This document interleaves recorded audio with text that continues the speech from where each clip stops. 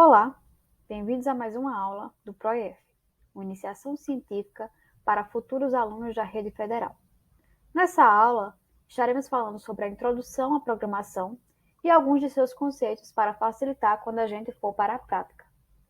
Inicialmente, você sabe o que é a lógica da programação?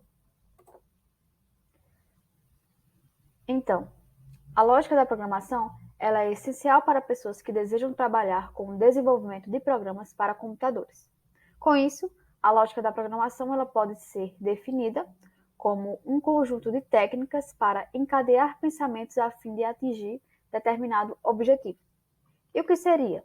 O objetivo fundamental de toda a programação é construir algoritmos. Mas o que seriam esses algoritmos?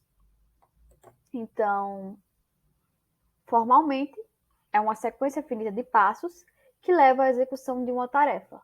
Podemos pensar em algoritmo como uma receita, uma sequência de instruções que dão cabo de uma meta específica.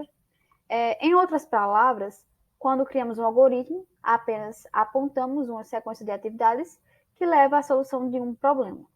Até mesmo as soluções para problemas cotidianos mais simples podem ser descritas sequências lógicas de atividades, ou seja, por algoritmos.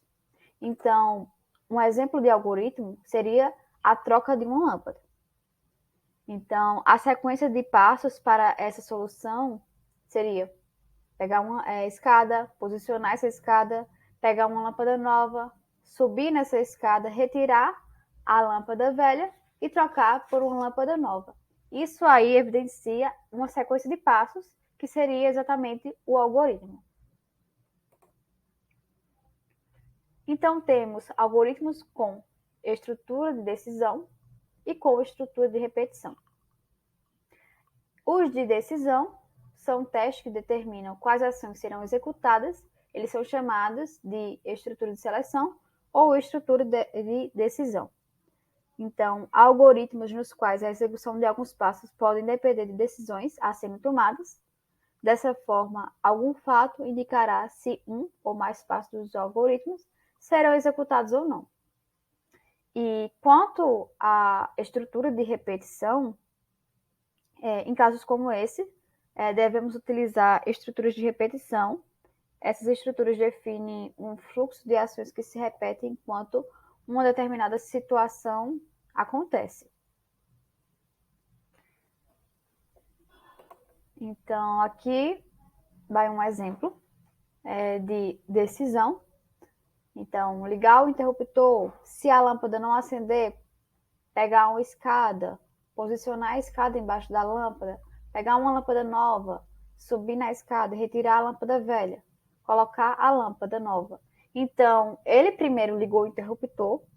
Se a lâmpada não acendeu, então é uma decisão, ele vai fazer uma troca da lâmpada. O outro exemplo seria ligar o interruptor, se a lâmpada não acender, pegar uma escada, posicionar a escada, pegar uma lâmpada nova, subir na escada, retirar a lâmpada velha e colocar nova. E novamente, se não acender, vai fazer todo o processo. Então, isso geraria um loop, né? Uma repetição. Até quando a gente vai ficar nesse teste? Até que coloque a lâmpada e ela funcione. Construção de algoritmos para computadores.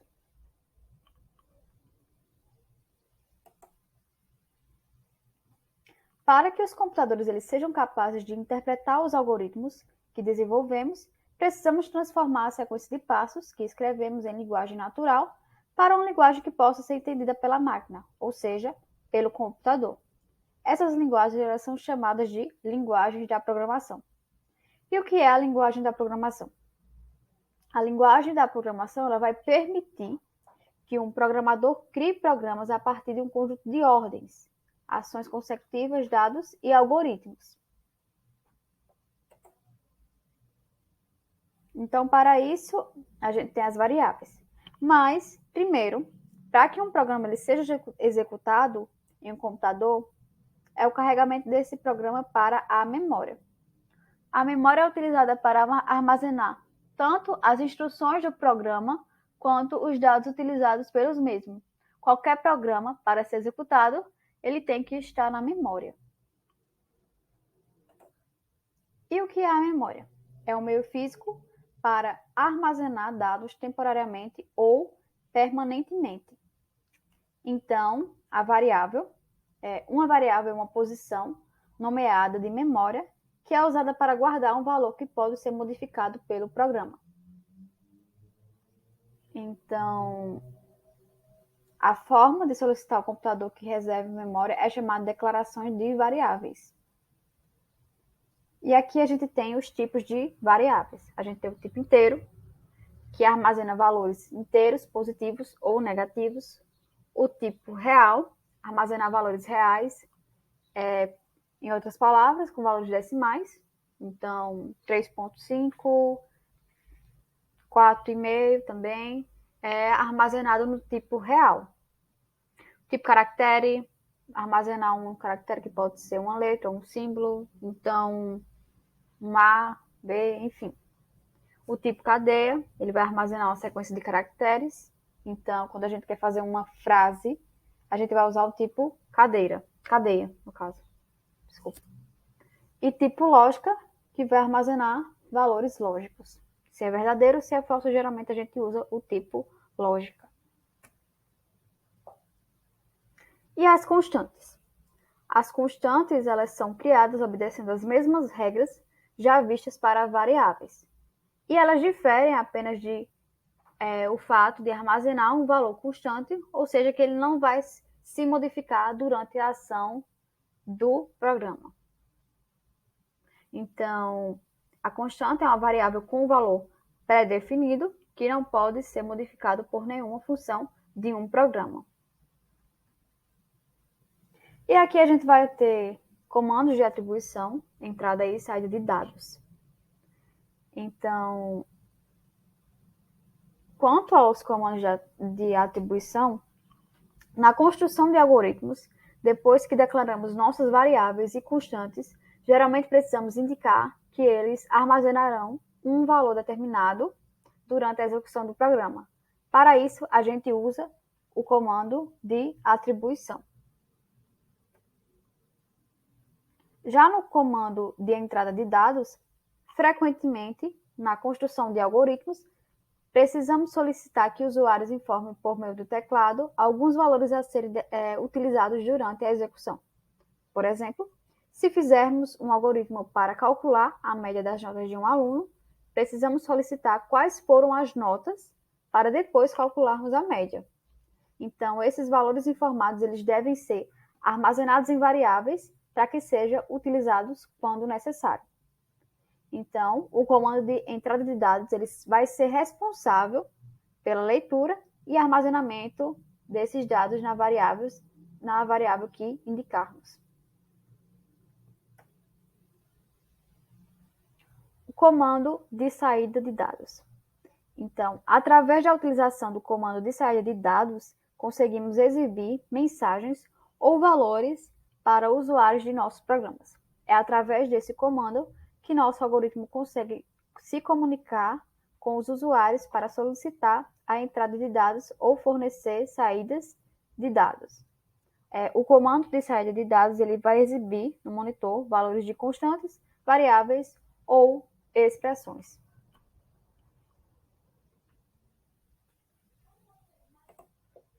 Operadores aritméticos e expressões aritméticas. Aqui são mostrados alguns operadores, o de soma, subtração, multiplicação, divisão e resto da divisão inteira. Então, a máquina, ela entende de forma diferente. No caso da multiplicação, por exemplo, que é o asterisco,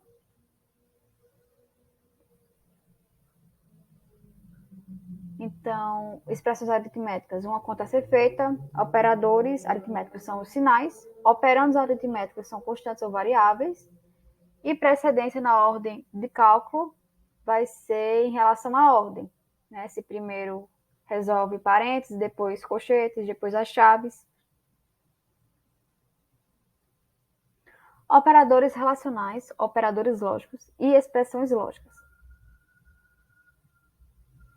Aqui são alguns operadores relacionais. No caso, igual a gente coloca igual, maior que, menor que, maior ou igual, menor ou igual e diferente de. Esses aqui são alguns símbolos usados na programação.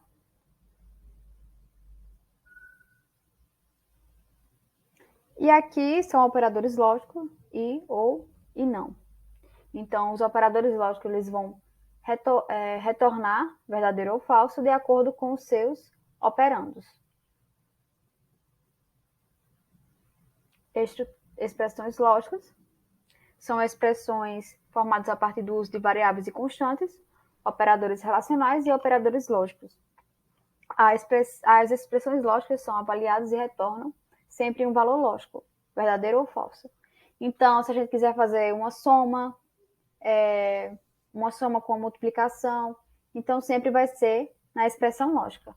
No mais, estaremos vendo nos programas, nas próximas aulas, e estarei mostrando com mais detalhes. A gente também tem estruturas de seleção, que seria basicamente o se e o não, o então.